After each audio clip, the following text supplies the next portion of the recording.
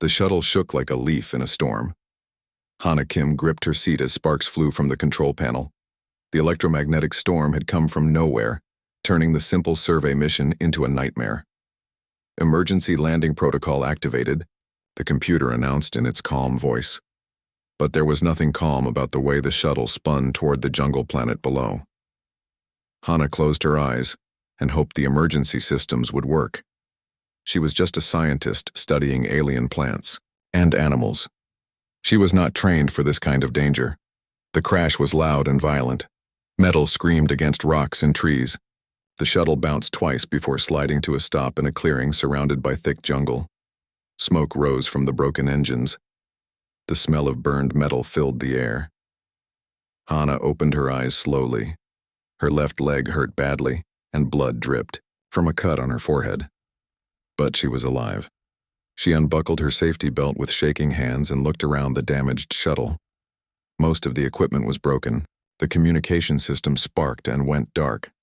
The food storage unit had split open, scattering protein bars and water bottles across the floor.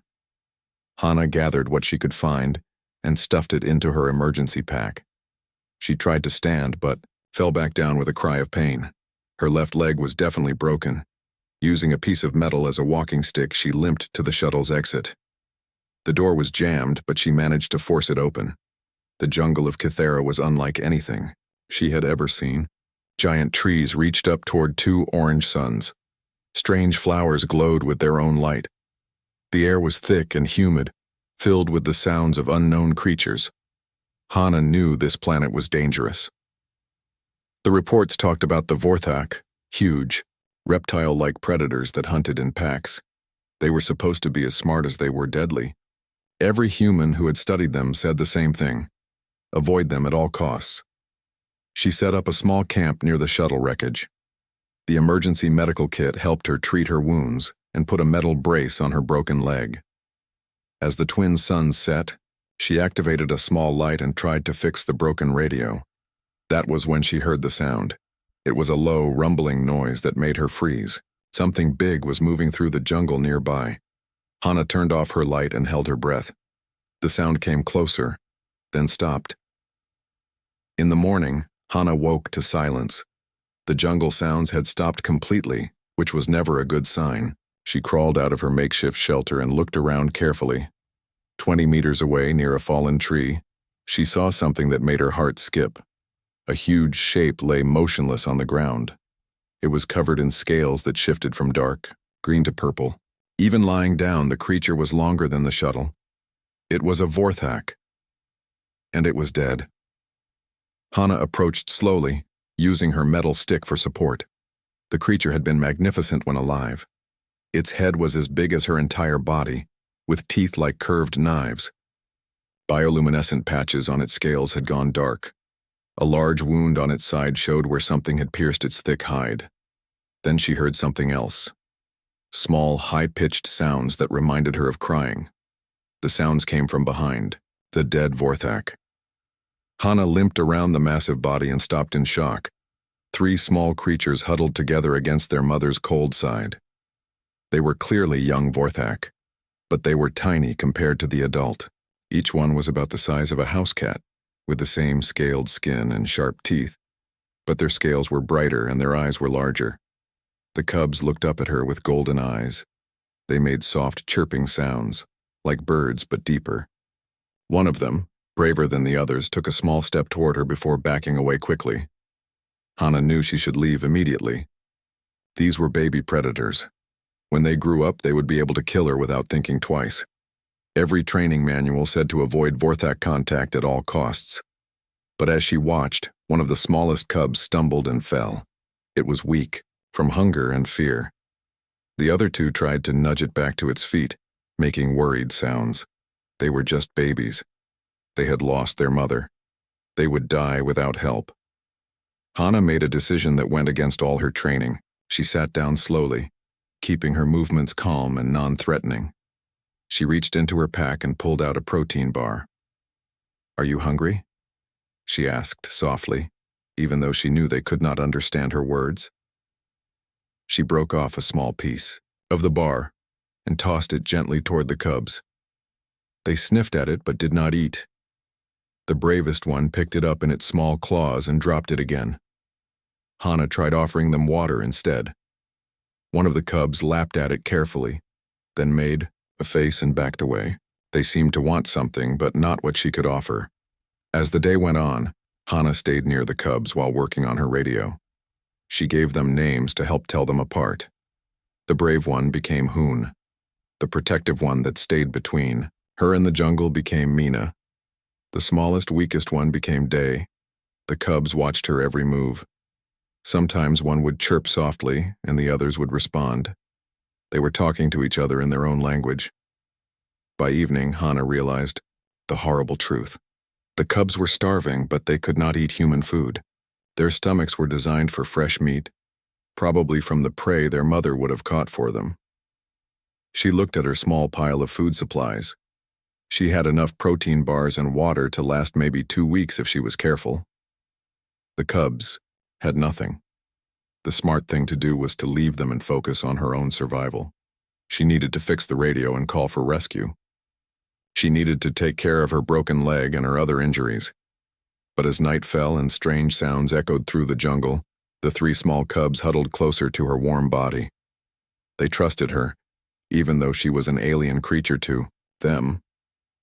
Hana made a shelter using pieces from the shuttle. She lay down carefully and the cubs curled up against her side.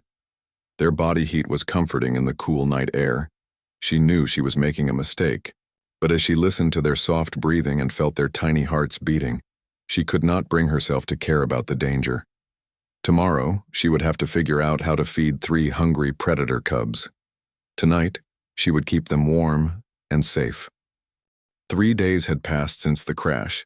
Hana's food supplies were getting smaller each day. She had eaten only half a protein bar for breakfast, trying to make her rations last longer. Her stomach growled with hunger, but she ignored it. The 3 cubs were getting weaker. Day, the smallest one, barely moved anymore. He lay against his siblings, breathing slowly and making tiny sounds of distress. Hoon and Mina were still active, but not as much as before. Their golden eyes had grown dull. Hana had tried everything she could think of. She offered them pieces of protein bars, water mixed with vitamin powder, even some of the edible plants she had identified near the crash site. The cubs sniffed at everything but ate nothing. She watched them try to hunt small insects that crawled near their shelter. Hoon caught a beetle once, but when he bit into it, he made a disgusted sound and spat it out. These creatures needed specific food that Hana could not provide. The radio was still broken. She had managed to fix some of the wiring, but the main transmitter was damaged beyond her repair skills. Even if she could call for help, rescue could take weeks to arrive. The cubs did not have weeks. On the 4th morning, Hana woke to find Dai barely breathing. His small body was cold to the touch. Mina and Hoon pressed against their brother, trying to warm him with their body heat. They looked at Hana with desperate eyes, as if asking her to do something. Hana knew she had to make a choice. She could keep trying to save the cubs and probably watch them die slowly, or she could focus on her own survival and let nature take its course. But as she looked at the 3 small creatures who trusted her completely, she made a decision that shocked even herself. She pulled out her medical kit and found a small, sterile needle. Her hands shook as she prepared a syringe. She had studied Vorthak biology during her training. She knew their digestive systems needed fresh proteins and specific nutrients found in living prey. She could not catch prey for them, but she could give them something else. Hana sterilized the needle and carefully drew a small amount of her own blood into the syringe. It was dangerous and probably crazy, but it was the only thing she could think of. She mixed the blood with some protein powder and a little water, creating a thin, reddish liquid. Then she used a small tube to drop it into Day's mouth. The cub's eyes opened wider. He swallowed the mixture and made a soft chirping sound. For the first time in days, he lifted his head and looked at her directly. Hoon and Mina watched closely. Hana prepared 2 more small portions and fed them as well. They drank eagerly, their eyes brightening almost immediately. It worked, but Hana knew this was not a real solution. She could not give them her blood every day. She would become too weak, and then they would all die together. She spent the rest of the day trying to build traps using pieces from the shuttle. Her knowledge of engineering was limited, but she managed to create simple snares using wire and metal springs. She placed them around the clearing, hoping to catch some of the small animals she had seen moving through the underbrush. By evening, she had caught nothing. The local animals were too smart or too careful to fall for her amateur traps. The cubs were hungry again. Day made weak crying sounds that broke Hana's heart. She gave them another small feeding of her blood mixture, but she could feel herself getting dizzy from the loss.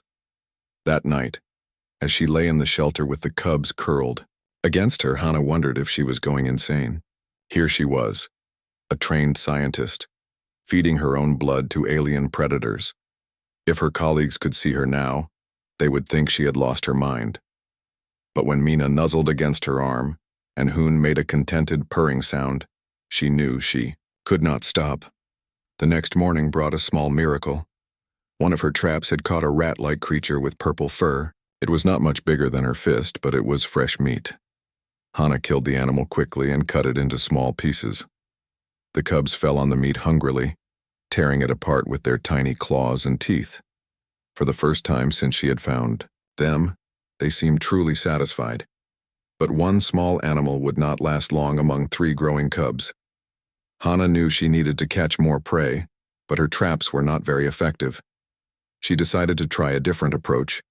Using her basic knowledge of electronics, she rigged a small shock device from the shuttle's emergency power supply. She attached it to a piece of metal and used it like a fishing spear to stun small creatures that came near the water source.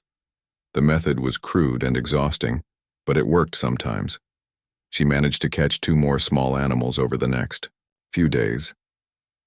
Combined with careful rationing of her blood feedings, it was just enough to keep the cubs alive.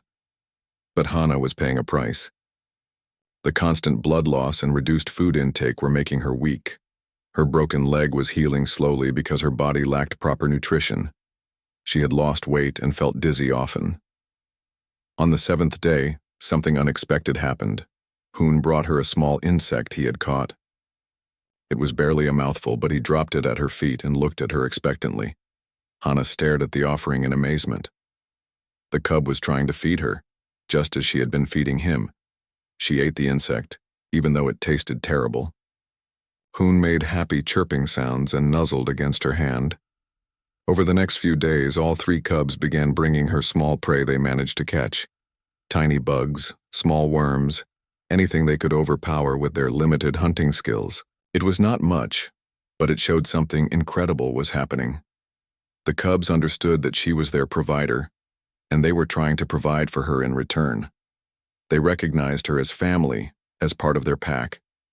Mina started positioning herself between Hana and the jungle at night, her small body tense and alert for danger. Dai, still the weakest, rarely left Hana's side during the day. Hoon brought her anything interesting he found, from colorful stones to strange flowers. They were bonding with her in ways that scientific literature said was impossible. Vorthak were supposed to be solitary hunters that tolerated their pack mates only out of necessity. They were not supposed to form emotional attachments, especially not with other species. But these cubs acted like she was their mother. They followed her everywhere, slept curled against her body, and called to her with soft sounds when she was out of sight. Hana documented everything in her broken recorder, speaking in whispers while the cubs slept. If she survived this experience, the scientific community would never believe what she had discovered. As she watched the 3 small predators sleep peacefully against her side, Hana realized that her choice to help them had changed everything. She was no longer just trying to survive on a hostile planet. She was raising a family of alien cubs who saw her as their protector and provider. The question was whether any of them would live long enough for the rest of the galaxy to learn what she had discovered about the true nature of the Vorthak species. 2 weeks had passed since the crash, and Hana barely recognized herself. She had lost so much weight that her clothes hung loose on her thin frame. Her face was pale from the careful blood donations she continued to give the cubs. But somehow she felt stronger than ever. The cubs had grown noticeably larger. What had started as creatures the size of house cats were now more like small dogs. Their scales had become brighter and more colorful. Hoon's scales showed patches of deep blue. Mina's had streaks of silver. Day's remained mostly green but with golden spots that caught the sunlight. More importantly, they were becoming better hunters. Working together, they could now catch prey as large as rabbits. Hana watched in fascination as they coordinated their attacks with chirps and body language that seemed almost like a conversation. Hoon would circle to one side while Mina approached from the front. Dai, still the smallest but incredibly quick, would hide and wait for the perfect moment to strike. Their success rate was improving every day, but the cubs still shared everything they caught with Hana. When they brought down a large rodent, they would tear off pieces and bring them to her first, only eating after she had taken her share. It was behavior that contradicted everything scientists thought they knew about Vorthak nature. Hana had stopped trying to fix the radio. The damage was too extensive for her limited skills. Instead, she focused on building better shelters and improving their water collection system. She had accepted that rescue might never come, and she was preparing for a long stay on Kythera. The cubs seemed to understand her projects and often helped in their own way. They would bring her useful materials like strong vines or flat stones. When she was building, they would position themselves as guards, watching the jungle for any signs of danger. It was during one of these building sessions that they had their first encounter with adult Vorthak. Hana was weaving wall panels from jungle plants when Mina suddenly became alert. The cub's scales shifted to darker colors and she made a low warning sound that Hana had learned meant serious danger.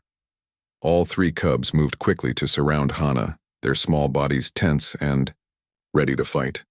They faced outward toward the jungle, making sounds that Hana had never heard before. It was like a song, but with undertones that made her skin crawl. Through the trees came the sound of something large moving. Branches snapped and leaves rustled as whatever it was approached their clearing. Hana's heart pounded as she realized what was happening. Adult Vorthak had found them. Two massive shapes emerged from the jungle. They were even larger than the cub's dead mother had been. Their scales were dark brown with red markings and their eyes glowed like yellow lanterns. These were prime hunters, deadly predators that could kill Hana without thinking twice. But something strange happened. Instead of attacking immediately, the adults stopped at the edge of the clearing. They studied the scene with intelligent eyes, tilting their heads as they tried to understand what they were seeing. The cubs continued their strange song, adding complex patterns of chirps and whistles. Hana realized they were communicating with the adults, explaining the situation in their own language. One of the adults took a step forward and Hoon immediately moved to block its path. The small cub was barely 1/10 the size of the adult, but he showed no fear. He spread his tiny arms wide and chirped defiantly, protecting Hana with his own body. The adult Vorthak stopped and stared. Its head moved from Hoon to Hana and back again. It seemed confused by what it was seeing. Mina and Day joined Hoon, all three cubs forming a protective barrier between Hana and the adults.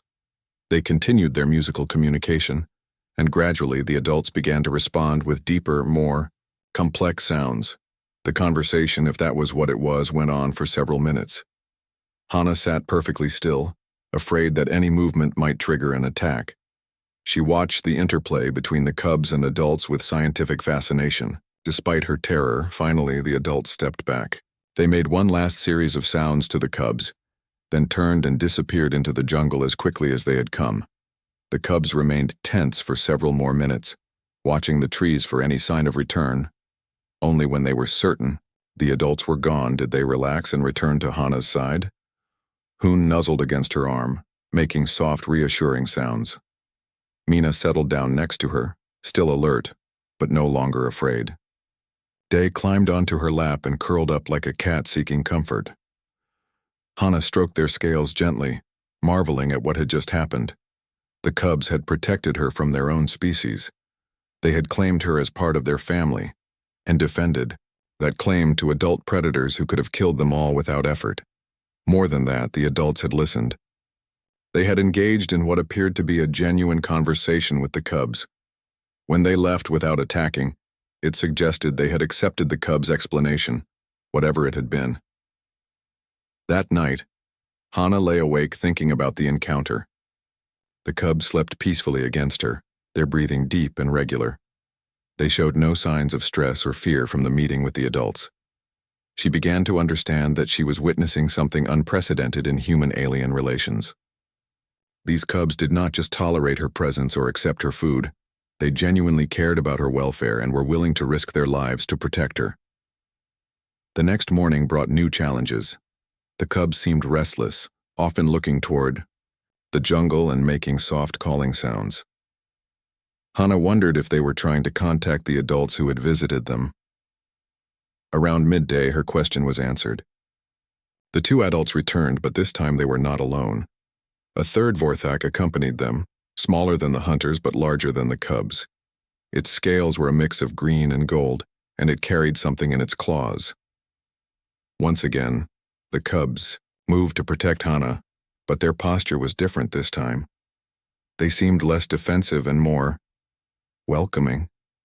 They made happy chirping sounds and bounded forward to greet the newcomers. The third Vorthak approached slowly and dropped its burden near Hana's feet. It was a large fish-like creature, freshly killed and still bleeding. The adult had brought her food. Hana stared in amazement as the adult stepped back and waited expectantly. The cubs chirped encouragingly, as if urging her to accept the gift. Slowly, carefully, Hana reached for the fish. She held it up and made what she hoped were grateful sounds. The adult's eyes seemed to brighten, and it made a deep rumbling sound that might have been approval. The adult Vorthak stayed for only a few more minutes, exchanging more complex sounds with the cubs before departing with its companions. But the message was clear. Hana had been accepted, at least provisionally, by the adult Vorthak community.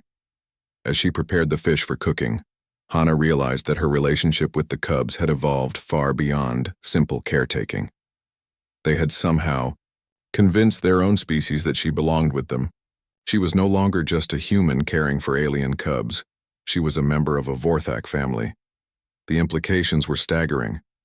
If adult Vorthak could accept humans as part of their social structure, it could change everything about how the two species interacted. The galaxy's most feared predators might not be enemies after all, but first she had to survive long enough to share this discovery with the rest of humanity. And that meant continuing to care for 3 growing cubs who had claimed her as their pack mother. 3 weeks after the crash, Hana woke to the sound of excited chirping. The cubs were clustered around something near the edge of their camp, their scales bright with what she had learned to recognize as happiness. She limped over to see what had captured their attention. Her broken leg was healing well, but she still used a walking stick made from shuttle metal. The cubs had learned to slow down when she was with them, matching their pace to hers. What she found made her gasp in wonder. A small pile of objects lay arranged in a neat circle. Colorful stones, unusual flowers, pieces of shiny metal, and what looked like carved bone ornaments. It was clearly a gift, but unlike anything she had seen before. Hun picked up one of the carved bones and brought it to her. The carving was intricate and beautiful, showing patterns that seemed to tell a story. Hana accepted the gift with careful reverence, understanding that this was something important. The adult Vorthak had been visiting regularly for the past week.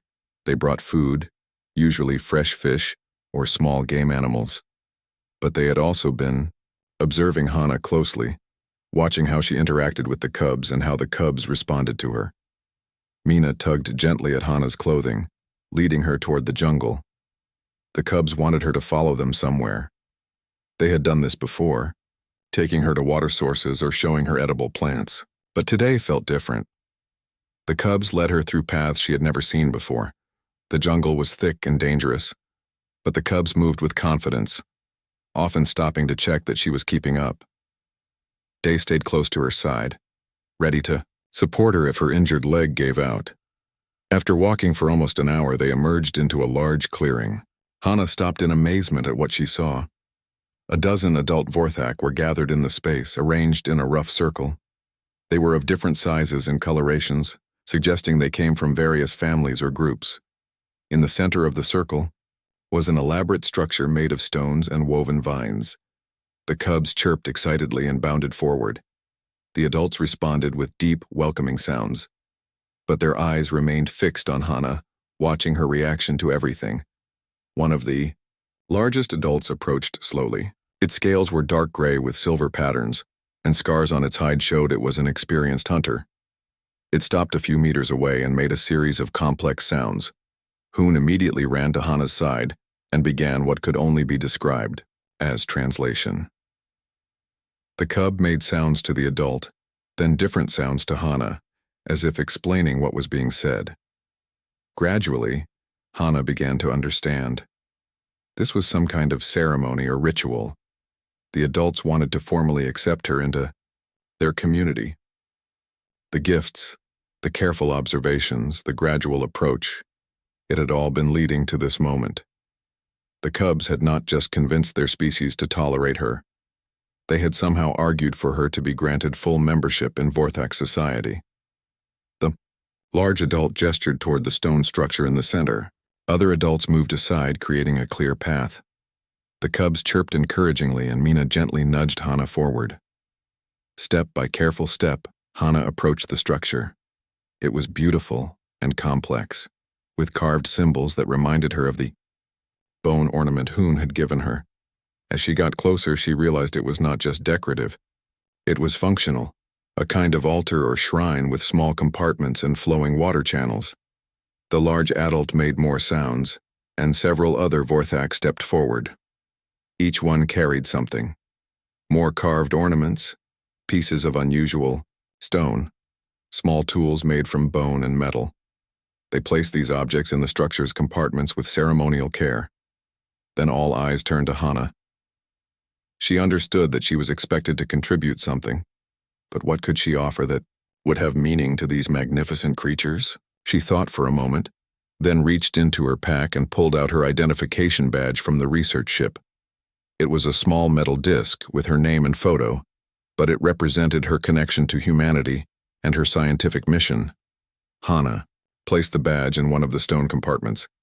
The adult Vorthak examined it carefully, then made what sounded like approval. The cubs chirped happily and pressed against her legs. What happened next took her breath away. The adults began to sing. It was not like any sound she had heard before. Deep, resonant tones that seemed to come from their entire bodies.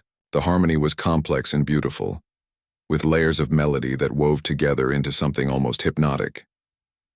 The cubs joined in with their higher voices, adding counterpoints and flourishes to the adult song. Even though Hana could not understand the words, she could feel the emotion behind them. It was a song of welcome, of acceptance, of family bonds that transcended species. When the song ended, the large adult approached Hana directly. It lowered its massive head until it was level with hers, looking into her eyes with ancient intelligence. Then, very gently, it touched her forehead with its snout. The gesture lasted only a moment, but Hana felt its significance. She had been marked, claimed, accepted as kin by creatures that most humans considered mindless monsters. The ceremony continued with more singing and the presentation of additional gifts.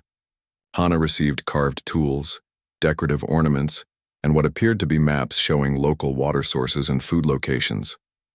The adults were not just accepting her, they were helping her survive and thrive in their world. As the sun began to set, the gathering dispersed. The adults departed in small groups, but not before each one approached Hana to touch her gently with snout or claw.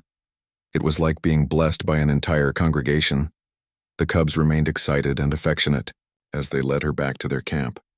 They kept showing her the gifts she had received, chirping explanations she could not understand but could feel the importance of. That night, as they settled into their shelter, Hana reflected on what had happened. She was no longer just a stranded human caring for alien cubs. She was now, officially and ceremonially, a member of Vorthak society. The implications were staggering. If the Vorthak could accept humans as family, it meant they were not the mindless predators that human science had assumed. They had complex social structures, ceremonial traditions, and the capacity for interspecies adoption. But more than that, they had shown her something beautiful In a galaxy where most species viewed each other with suspicion or hostility, the Vorthak had demonstrated that family bonds could transcend biological differences. As she drifted off to sleep with 3 purring cubs curled against her, Hana wondered what her colleagues would say when they learned that humanity's most feared enemy had welcomed a human into their family circle. She documented everything in her recorder, speaking softly in the darkness. Her words would probably sound crazy to anyone who heard them. A human scientist claiming to be adopted by alien predators? It sounded like the delusion of someone who had been alone too long. But the evidence was all around her. The gifts, the ceremony, the obvious affection of the cubs, and the protective presence of the adults who now considered her kin. She had stumbled into something unprecedented in the history of human-alien relations. The cubs made soft, contented sounds as they slept. Tomorrow would bring new challenges and new discoveries. But tonight, Hana was exactly where she belonged, surrounded by a family that had chosen her just as she had chosen them. The sound of engines in the sky made Hana look up from the fish she was preparing for lunch. After almost a month on Kithara, she had learned to identify every sound the jungle made. This was something new and mechanical. A shuttle was flying, overhead, moving in a search pattern. Rescue had finally come. The cubs sensed her excitement and gathered around her, their scales shifting to alert patterns. They had learned to read her moods and emotions as clearly as she had learned to read theirs. Hana grabbed the emergency flare from her pack and fired it into the air. The bright red light blazed against the jungle canopy. Within minutes, the shuttle changed course and headed directly toward their clearing. But as the rescue ship approached, Hana felt a growing sense of panic. The cubs pressed closer to her, making worried sounds. They could sense that something was about to change, and change often meant danger in their world. The shuttle landed in the clearing where her own ship had crashed weeks ago. Hana could see armed figures moving inside through the transparent canopy. Her rescuers were prepared for hostile contact with dangerous aliens. They were prepared to kill her family. "Stay close," she whispered to the cubs, though she knew they could not understand her words. They understood her tone, though, and moved to flank her protectively as she limped toward the shuttle. The exit ramp lowered, and 5 figures in full combat gear emerged. Their weapons were ready, and their helmet displays were already scanning for threats. Leading them was Commander Wu Jin Lee, whose voice Hana recognized from radio communications during her original mission. "Dr. Kim," Commander Lee called out, "step away from the hostiles and move toward the shuttle immediately." The cubs bristled at the aggressive tone and positioning of the humans. Hoon moved between Hana and the soldiers, his small claws extended. Mina and Day flanked her sides, ready to fight despite being vastly outmatched. "They are not hostiles," Hana said firmly, not moving from her position. "They are my family." The soldiers exchanged glances behind their face shields. Dr. So Young Choi, the mission's xenobiologist, stepped forward with her scanner raised. "Dr. Kim, we're reading 3 juvenile Vorthak in close proximity. You may be suffering from psychological effects of prolonged isolation. Please move away so we can neutralize the threat. If you harm them, you will have to go through me," Hana said, spreading her arms wide to shield the cubs. Her voice was calm but absolute. Commander Lee raised his hand, signaling his team to hold position. "Doctor, these creatures are apex predators. They could kill you without warning. We need to get you to safety." "They have had hundreds of opportunities to kill me," Hana replied. "Instead, they have fed me, protected me, and welcomed me into their society. They are not monsters. They are intelligent beings capable of love and loyalty." Sergeant Min Ho Nam kept his weapon trained on Hoon, who had not backed down from his protective stance. "Ma'am, that creature is showing aggressive behavior. It needs to be contained. He is protecting his family," Hana said, "just as you would protect yours." The standoff continued for several tense minutes. The soldiers were trained to eliminate Vorthak threats on sight. The cubs were prepared to die defending Hana. And Hana stood between them, refusing to let either side harm the other. Dr. Choi spoke again, her voice gentler this time. "Hana, I understand you may have formed an emotional attachment to these creatures. It is a common psychological response to isolation and trauma, but we need to get you proper medical attention. I do not need medical attention, Hana said. I need you to understand what I have discovered here. These cubs are not just animals. They are people. They have names, personalities, emotions. They grieve for their dead mother and care for each other. They have complex social structures and ceremonial traditions. To demonstrate her point, Hana made the soft chirping sound that meant family in the cubs' language. All three cubs immediately responded with harmonious sounds of their own. They are talking, she continued. They have language, culture, art, everything we use to define intelligence and personhood. Commander Lee looked uncertain for the first time. Even if that were true, our orders are to extract you safely. We cannot take alien creatures aboard our ship. Then I am not going with you, Hana said simply. The words hung in the air like a challenge. The rescue team had expected many possible complications. But not this. They had found their missing scientist, but she was refusing to be rescued. Dr. Choi lowered her scanner and stepped closer, though she kept a respectful distance from the cubs. Hana, please think about what you are saying. You have family and colleagues who are worried about you. You have a career, a life to return to.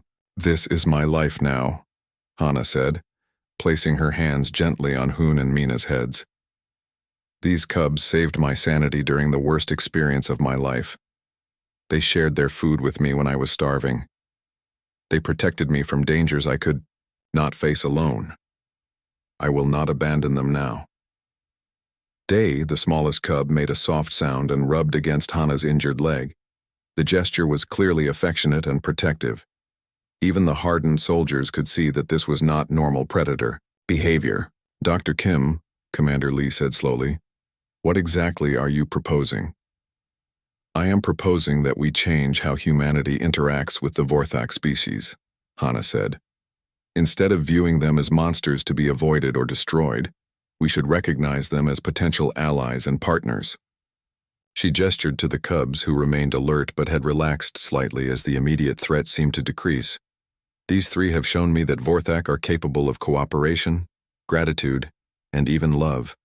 If we approach them with respect instead of fear, we might discover that our greatest enemy could become our greatest friend.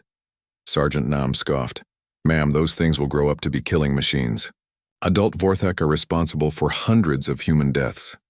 Because we have been trying to kill them first, Hana replied. We have invaded their territory, studied them like specimens, and treated them as obstacles to be removed. Of course, they fight back. But what if we tried a different approach? As if to emphasize her point, the sound of approaching footsteps came from the jungle. The adult Vorthak, who had adopted Hana, were returning from their daily hunt. The soldiers immediately raised their weapons, but Hana stepped forward. Lower your weapons, she commanded with authority that surprised everyone. You are guests in their territory. Show respect. 3 adult Vorthak emerged from the tree line. They were magnificent and terrifying, easily capable of destroying the entire rescue team. But instead of attacking, they stopped and assessed the situation with intelligent eyes. The cubs immediately began their musical communication, explaining the situation to the adults in their complex language. The largest adult, the one who had touched Hana's forehead during the ceremony, approached slowly. It stopped just outside weapon range and made a series of sounds directed at Commander Lee. The tone was not threatening, but it was clearly a communication attempt. It's trying to talk to you, Hana said. This is what I have been trying to tell you. They are not mindless beasts. They are people. The commander looked from the massive predator to the human woman who stood unafraid between them. His training told him to open fire immediately, but something in the creature's posture and the calm confidence of Dr. Kim made him hesitate. What is it saying? He asked. Hana listened to the complex sounds and tried to interpret. I think it is asking about your intentions, whether you come in peace or war. Commander Lee made a decision that would change the course of human-Vorthak relations forever. He slowly lowered his weapon and removed his helmet, showing his face to the alien leader. "Tell it we come in peace," he said. "Tell it we want to understand." The bridge of the research vessel New Seoul buzzed with activity as Captain Dong-hyun Kang reviewed the reports flooding in from the rescue mission. What should have been a simple extraction had become the most significant first contact event in human history. "Sir," Communications Officer Yu Jin Seo said, "we have incoming messages from Fleet Command, the Science Council, and the Colonial Administration. They all want immediate updates on the situation." Captain Kang rubbed his temples. He had 3 adult Vorthak and 3 cubs aboard his ship, along with a scientist who insisted they were her family. His crew was nervous. His superiors were demanding answers, and the galaxy's most feared predators were currently being fed lunch in the cargo bay. "Tell them we are still assessing the situation," he said. "No official statements until we understand what we are dealing with." Down in the medical bay, Dr. So-Young Choi finished her examination of Hana Kim. The results were troubling and fascinating, in equal measure. "You are severely malnourished," Dr. Choi said. "Your blood work shows signs of chronic anemia, probably from repeated blood loss. Your body weight is dangerously low and your immune system is compromised." Hana nodded calmly. "I shared everything I had with the cubs: food, blood, shelter. It was necessary for their survival. But not for yours," Dr. Choi pointed out. "You nearly killed yourself keeping them alive." "Why?" Hana considered the question seriously. "Because they trusted me completely. They had lost their mother and were facing death, but they put their faith in a strange alien creature who had nothing to offer but compassion. How could I betray that trust?" In the cargo bay, the cubs were adapting to ship life with remarkable ease.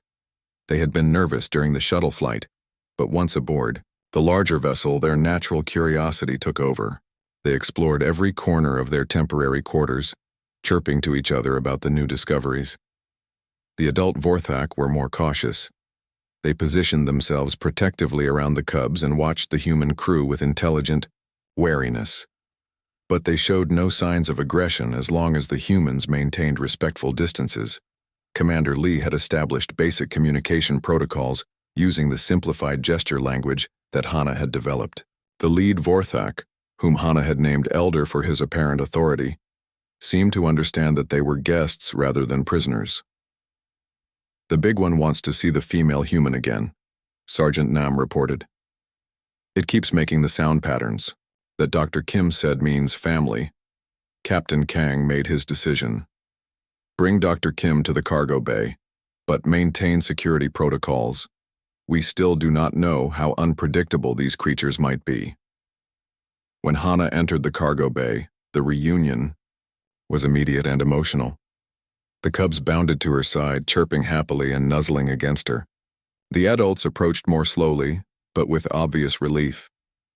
Elder made a complex series of sounds that Hana had learned to recognize as concern and questioning. She responded with her limited vocabulary of Vorthak sounds, trying to explain that she was safe and well cared for. The conversation, such as it was, drew the attention of every human in the bay. Here was clear evidence of interspecies communication happening in real time.